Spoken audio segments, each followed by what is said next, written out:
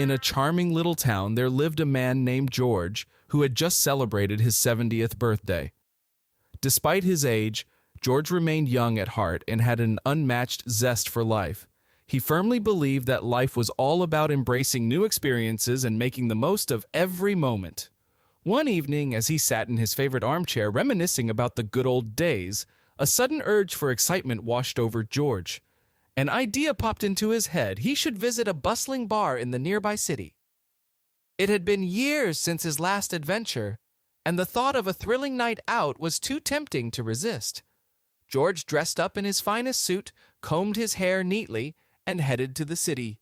The vibrant neon lights of the various establishments beckoned him as he strolled through the bustling streets. He scanned each place until he found one that felt just right. Inside, George spotted many beautiful women, but one in particular caught his eye. She had a radiant smile and an approachable demeanor. To his surprise, this woman agreed to spend some time with him. The two of them made their way to her cozy room, where the soft lighting set the mood. To the woman's astonishment, George's energy and enthusiasm were akin to that of a man half his age. He was playful, and their connection was undeniable. So impressed was she with his stamina that she made him an enticing offer, another round on the house if he could maintain his energy. George, never one to back down from a challenge, agreed with a confident smile. However, he had one condition. He said, "I can certainly do it, but first, I need to rest my eyes for just a brief moment. While I take this short nap, would you be so kind as to hold on to my old friend here?" The lady agreed, and George drifted into a short slumber. Like clockwork, 20 minutes later, George was awake and ready to continue. His stamina left the woman astonished once more.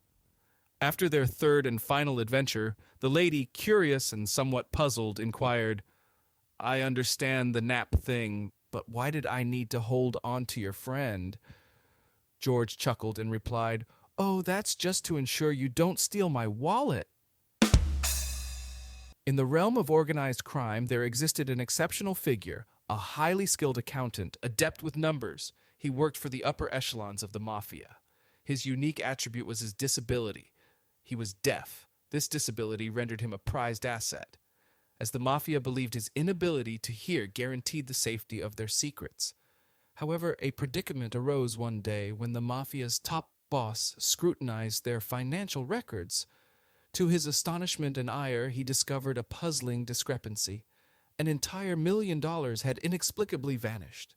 Concerned and furious, he determined that this situation warranted an immediate and thorough investigation. The mafia kingpin arranged a meeting with the deaf accountant. Given the accountant's condition, a professional sign language interpreter was also summoned to facilitate communication between the two parties. In a dimly lit, tension-laden room, the three of them sat.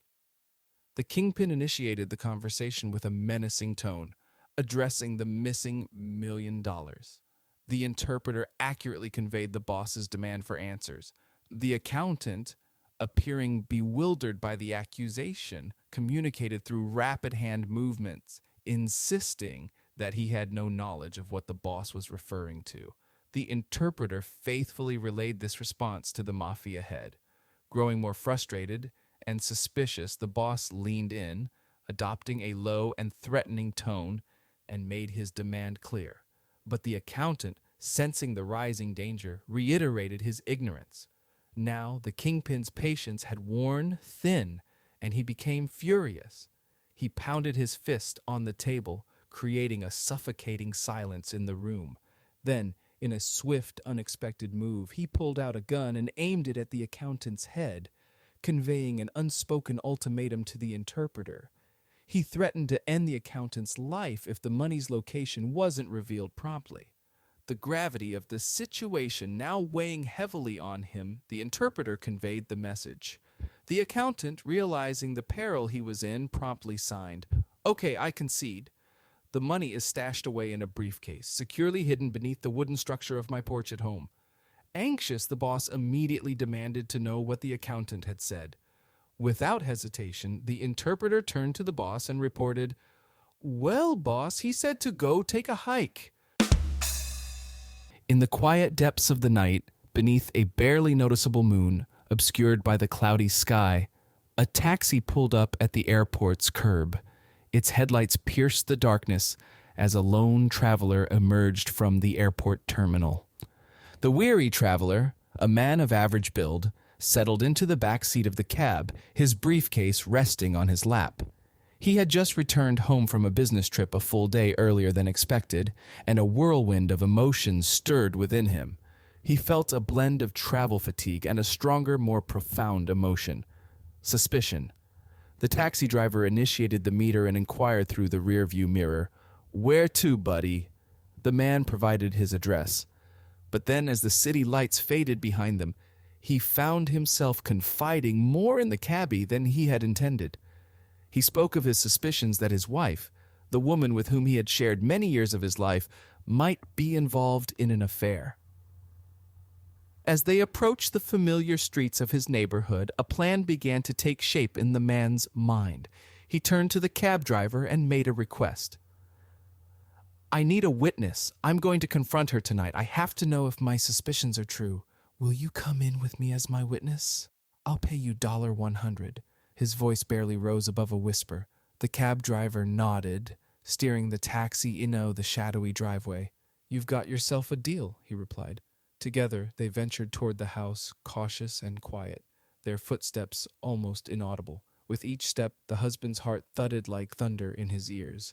Upon reaching the bedroom, he took a deep breath, bracing himself for the potential revelation. He flicked on the lights and pulled back the blankets on the bed, revealing the scene he had feared all along.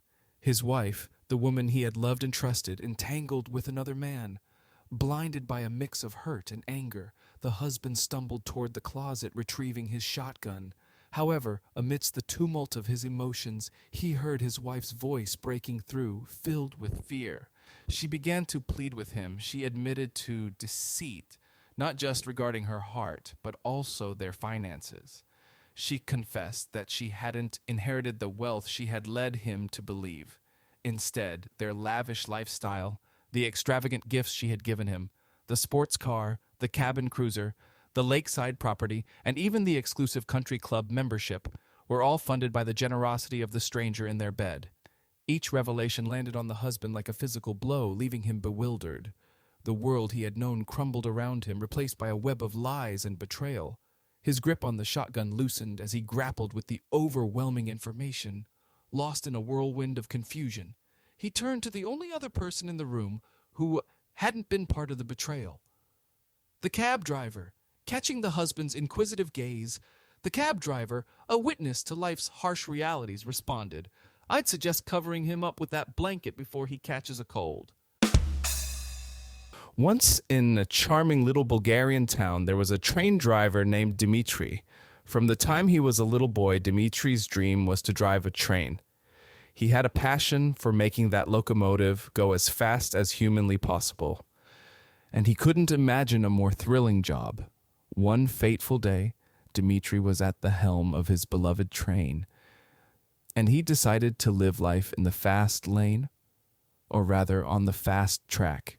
He pushed the throttle to the max, and the train roared forward like a speeding bullet.